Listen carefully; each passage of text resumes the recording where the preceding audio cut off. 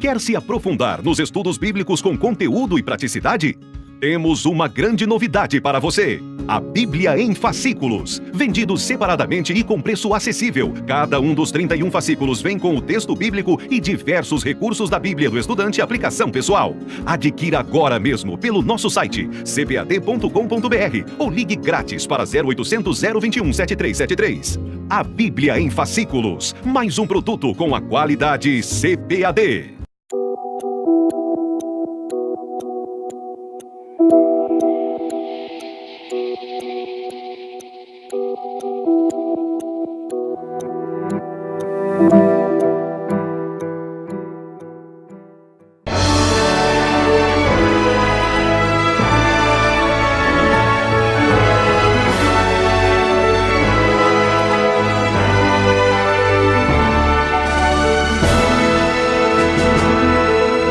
Subsídios.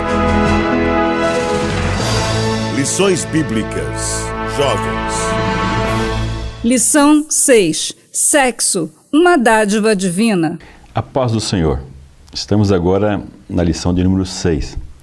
Vamos iniciar uma sequência de 4 lições que abordam sobre o tema sexo. Esse é um tema que pouco é abordado nas nossas igrejas. E quando abordado de maneira superficial e tímida. E às vezes as pessoas têm dificuldade porque entendem que esse assunto não deve ser abordado na igreja, principalmente com os jovens. Mas uma coisa é certa, se a igreja ou os pais não abordarem sobre esse tema, alguém vai abordar. E a melhor maneira ou o melhor local, ambiente, é a família e a igreja para abordar esses temas, receber as suas orientações, porque vão receber outras orientações também. E assim nós podemos orientar os jovens dentro dos conceitos bíblicos, qual o comportamento que eles devem ter em relação ao relacionamento sexual.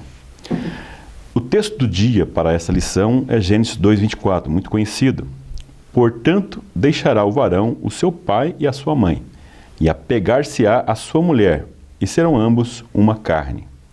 A síntese da lição: Deus criou o sexo e os instintos, tanto no homem como na mulher, para proporcionar-lhes satisfação e senso de realização em um casamento sem mácula.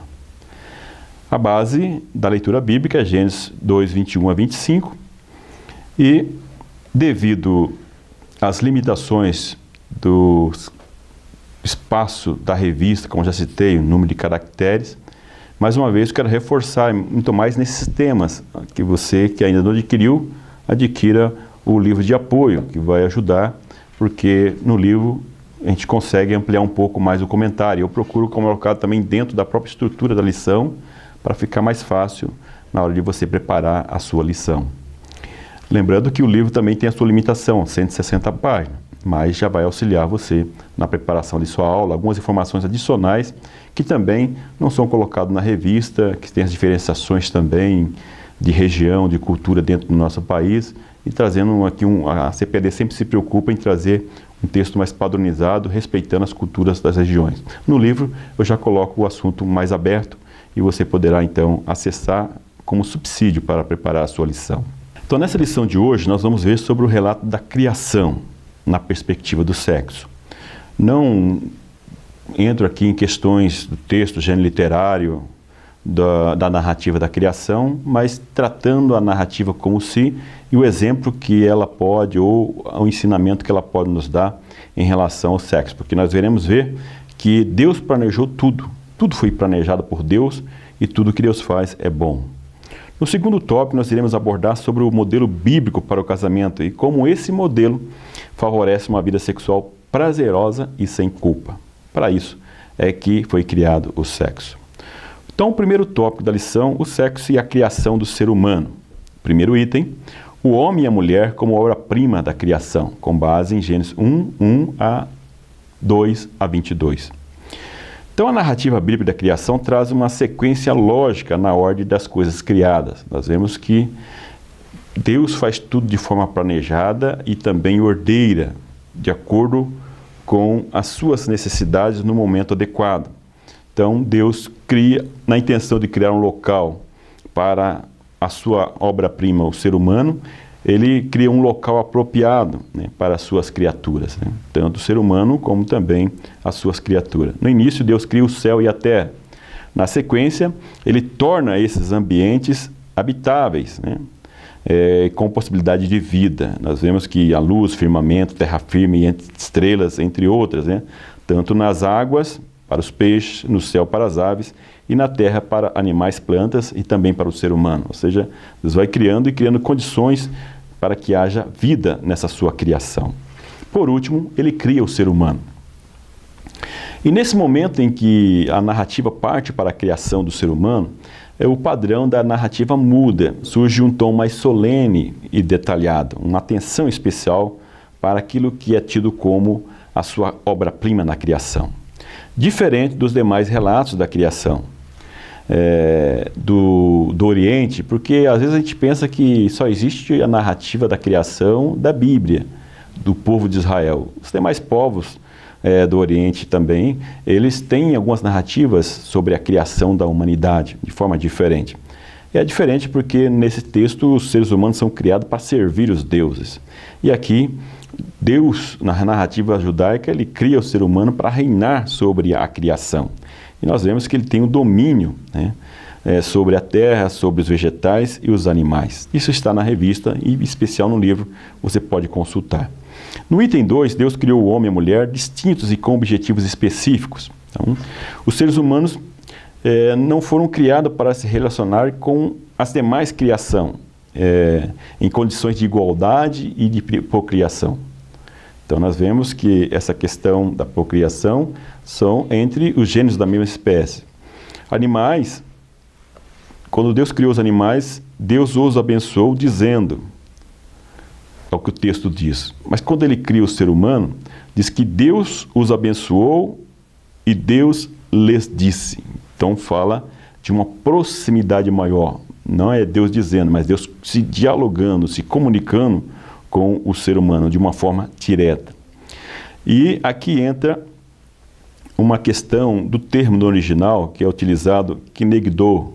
Eu trato isso no livro, acho que na revista também foi colocado, que é a palavra utilizada nesse relacionamento de Deus com o ser humano, que é uma palavra que para o povo judaico, eles têm essa concepção que para a fecundidade existe uma palavra especial da bênção divina. Aqui demonstra que quando Deus cria o ser humano, no segundo relato da criação, porque nós vemos que a Bíblia tem 2 relatos da criação também do ser humano. Depois você observe isso, não vamos dar tempo para a gente comentar sobre isso. Mas vou citar aqui somente o segundo relato, Gênesis 2, 24. No primeiro são criados, a intenção que dá que são criados ao mesmo tempo. Aqui é criado primeiro o ser humano e depois a mulher. E aqui que é utilizado esse termo hebraico para demonstrar essa perfeição da criação e complementariedade entre o homem e a mulher. Ligado também à questão da fecundidade, ligado à imagem e semelhança de Deus. Então eles são criados para se relacionarem emocionalmente e afetivamente entre si, diferente da relação com os demais animais. Nós vemos que o ser humano, nesse relato da criação, o homem, ele relaciona-se com as demais criaturas, mas ele se sente só, por isso que Deus lhe faz a companheira. Então, independente do gênero literário, da concepção, nós queremos aqui destacar que o ser humano, o homem, ele precisa da companhia de uma mulher, o outro sexo oposto, e da mesma natureza que a sua, e não dos animais. Diz Gênesis 2,18, esta é agora a osso dos meus ossos e carne da minha carne. Então agora ele tem uma companheira consanguínea, nas mesmas condições que ele também. E é interessante ressaltar, e eu coloco isso, aprofundo no livro essa questão, de que eles são criados com uma química no corpo, os dois, da mesma forma que estimula o interesse e o prazer do ato sexual. Então eles foram criados com essa química no corpo, para despertar esse prazer. A dopamina, que atua na certa área do cérebro, cria o senso de antecipação do prazer. E com uma boa dose de testosterona, estimula o desejo sexual. Então Deus criou o ser humano desta forma, criando tanto o homem como a mulher, com essa antecipação do prazer e com esse desejo do prazer. Então ali, isso quer dizer que Deus criou isso como uma coisa boa, benéfica para o ser humano. E também, entre outras substâncias químicas, que cientificamente é comprovado que isso vem, após o ato sexual, despertar o sentimento de ternura e ligação íntima entre o homem e a mulher, demonstrando assim essa necessidade da proximidade entre os dois. Se não fosse assim, comprometeria a procriação do gênero humano. Então nós vemos que Deus criou, né, o sexo e também esse desejo, tanto antes como após a relação, demonstrando que não é somente para a questão da procriação, mas vai além a questão do prazer. O sexo foi criado para a procriação e felicidade no casamento. Então muitos têm uma interpretação equivocada do texto bíblico. Ainda essa semana, alguém pela rede social mandou uma mensagem para mim, perguntando se Adão e Eva poderiam ter relação antes de ter pecado. Olha, eu falei, a Bíblia não relata, não entra nessas questões, mas se Deus criou o ser humano, o homem e a mulher, já com o desejo para o sexo, com a ordem de procriação, não teria problema algum. O problema não está no sexo, no relacionamento sexual. Aí não é o problema. O problema do primeiro casal foi a desobediência. Então, as pessoas, às vezes, nessa questão da interpretação, acabam demonizando o sexo, em vez de ter como uma bênção de Deus, como nos diz o próprio relato da criação. Então, os dois foram criados com o direito de participarem juntos do prazer sexual, além do prazer de gerarem filhos. Então, o homem e mulher com esse direito, porque é da própria criação terem prazer, diferente do que muitas culturas, ao longo dos anos e até hoje ainda, muito patriarcal, achando que o homem é que tem esse direito, é o homem ou a mulher. Aqui me faz lembrar até de um filme que eu assisti, há muito tempo atrás, em que a mulher, eles moravam na área rural, um pouco antes de se deitar, a mulher no filme pergunta ao marido, o senhor, o fulano, você vai me usar hoje? E ele disse não. Então vou me deitar, né? Como se fosse um objeto, e não alguém criado para viver, conviver junto, ter o prazer e também se relacionar junto, conviverem. O direito de cada um ter, de desfrutar aquilo que Deus criou no seu corpo. Aplicação prática desse item. Jovem, você já parou para pensar no cuidado de Deus, nos detalhes na criação do homem e da mulher e na diferenciação com relação ao restante da criação? Você já tinha parado de pensar sobre isso?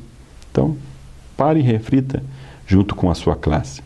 Item 2. Sexo, uma dádiva divina para ser desfrutada no casamento. Primeiro item, o sexo no casamento. Gênesis 2:24. Então, muito se é falado o casamento como a primeira instituição criada por Deus, né? Então, nós vemos que não é um elemento acidental na criação e a instituição do casamento, mas algo planejado por Deus, como algo bom, como algo necessário. As famílias bem estruturadas têm um papel muito forte, né, na vida das pessoas, em especial os pais, na educação e formação dos filhos. Por isso que eu disse que é muito importante a participação dos pais também na educação sexual. Alguém, como já disse, vai ensiná-los, se você como pai ou a igreja participar nessa educação.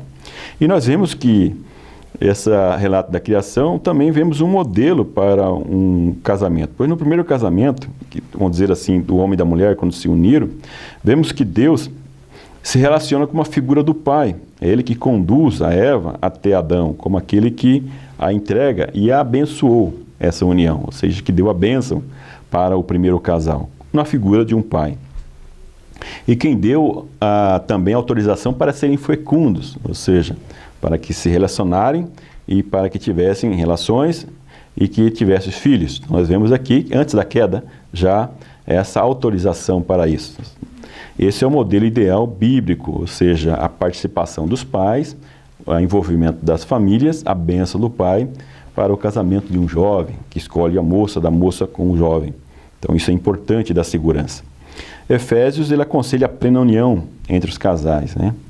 Os casados, num clima de amor e de respeito. E aí trabalha com a questão da participação da família, que não vamos entrar muito em detalhe aqui, mas você pode procurar na revista. Mas sabemos que nem sempre é possível o envolvimento da família, né? Aí tem que haver o bom senso. Como a gente cita a família, às vezes a pessoa fala assim, mas minha família não é da igreja, casei, fui para a igreja, não encontrei pessoas, então existe aí a questão do bom senso. Estamos trabalhando com aquilo que é ideal. Nem sempre é possível o ideal, mas é necessário, é possível ter o bom senso dentro das relações. Segundo item, as escrituras sagradas prescrevem o casamento hétero, monogâmico e indissolúvel. Então, o modelo da narrativa aqui do casamento, ele é hétero e monogâmico. Nós vemos que Deus criou um homem e uma mulher, monogamia, macho e fêmea, hétero, com plena competência para procriar. Então, se Deus tivesse criado 2 homens, em mesma situação, não haveria humanidade. Então, nós vemos aí qual é já a orientação de Deus para o relacionamento numa vida conjugal, entre um homem e uma mulher, macho e fêmea. Portanto, esse é o padrão ideal para aqueles que realmente acreditam na Bíblia como regra de fé e conduta para si. Então, o termo também é utilizado, quando fala em 2:24, deixar pai e mãe. O termo deixar, até no original, o sentido é abandonar, mas abandonar no sentido de distanciar realmente, dar independência para esse novo casal.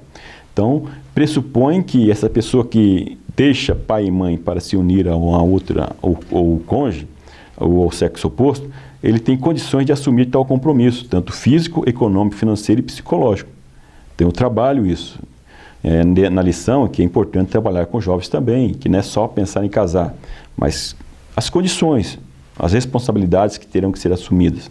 Muitas pessoas, às vezes, têm pressa para casar com medo dos filhos terem relações antes do casamento. Os pais acabam forçando os filhos a casarem, muitos casais não são bem sucedidos por causa disso. Então tem que haver uma educação, isso deve ser trabalhado para que haja um compromisso, uma responsabilidade, tanto entre o cônjuge como com os familiares, construir junto isso. Diz que apegar-se à sua mulher pressupõe, no caso aqui, aliança, afeição e amor. Então é a pessoa que vai estar indicada para estar ao lado agora para o resto da sua vida. O item 3 fala o sexo sem culpa, baseado em Gênesis 2:25. Diz que o primeiro casal não tinha vergonha de sua nudez. Então, o sentimento de culpa não foi a questão da nudez dos primeiro casal, queda da inocência que veio com a desobediência. Então, por isso que eu coloco, não veio com o ato sexual em si, como eu já disse anteriormente, daquele questionamento que foi feito comigo. Então, não há problema com o relacionamento sexual, mas sim como que ele é feito. Então, aqueles que no namoro, noivado e casamento estiverem dentro do projeto ideal de Deus, buscando a orientação dos princípios dados pela palavra de Deus, respeitando os limites de cada estágio, não haverá para eles sentimento de culpa, porque levando esse sentimento de culpa para o casamento, poderão prejudicar o seu próprio relacionamento. Mas é evidente que nem todas as situações ocorrem dessa forma, que é a maneira ideal, mas para todos existe a possibilidade de uma proximidade de Deus e também de uma atenuação das consequências quando as pessoas acabam se voltando para Deus. Então, eu trabalho assim, que isso deve ser tratado com os jovens. Essa compreensão é fundamental que ocorra enquanto solteiros, para que ao chegar ao casamento desfrute de uma vida sexual sem culpa, que às vezes os pais ou a igreja não quer tratar desse assunto enquanto solteiros, com medo de que eles se interessem tanto pelo assunto e acabem partindo para a prática. Eu acho que é um equívoco isso. Então nós temos que orientar os nossos jovens enquanto ainda são solteiros, adolescentes e jovens, para que quando chegarem à vida de casado já estejam bem orientados e não tenham problemas no relacionamento, como ocorre em muitas comunidades, em muitas igrejas. Aplicação prática. Você tem construído seu relacionamento de forma que ao chegar ao casamento possa desfrutar de um sexo sem culpa? É uma pergunta que deixo para você trabalhar com os jovens de sua classe também. Para um casamento feliz e realizado, o jovem precisa compreender, antes de se casar, que Deus criou o sexo para o prazer do homem e da mulher. Os dois devem desfrutar. E mais à frente, em outras lições, nós vamos dizer como que os dois podem desfrutar desse prazer ao mesmo tempo. Então, o que nós aprendemos nessa lição de hoje? De acordo com a narrativa bíblica da criação, Deus criou o homem e a mulher, tanto para procriarem, como também para ter prazer sexual. O modelo ideal para o casamento é o hétero e monogâmico, com a participação das famílias, dos noivos, e que os desvios devem ser tratados com bom senso, as dificuldades familiares que houverem com a participação dos pais e da igreja, quando possível. E para ter um casamento com um sexo saudável, é necessário uma correta interpretação dos textos bíblicos que tratam do assunto. Muitas pessoas têm traumas no relacionamento sexual causados por muitos ensinamentos a respeito da palavra de Deus devido a algumas interpretações demonizando o sexo. Pelo contrário, nós vemos que o sexo é coisa boa. Espero ter ajudado você a preparar sua aula. Que Deus continue abençoando você e até o próximo vídeo, até a próxima lição.